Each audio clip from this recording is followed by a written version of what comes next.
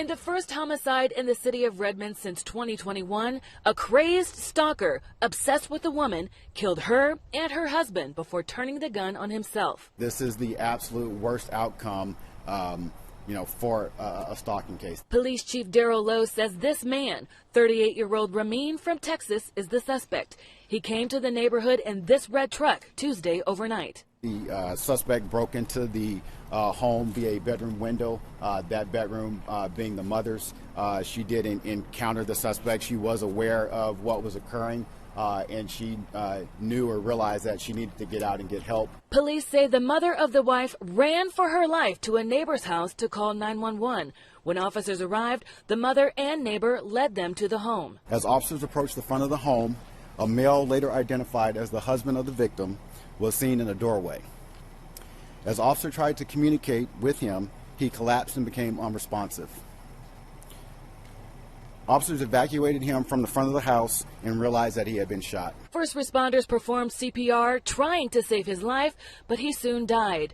During the investigation, officers found the man's wife shot in the master bedroom, Ramin dead from shooting himself.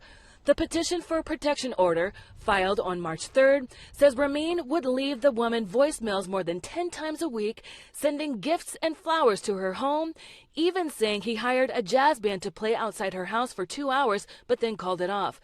The documents say the suspect would also leave her husband 20 messages a day. He even found her friends' addresses and phone numbers without their permission. Chief Lowe says a restraining order was officially filed with the city's prosecuting attorney's office, with a hearing scheduled for March 17th.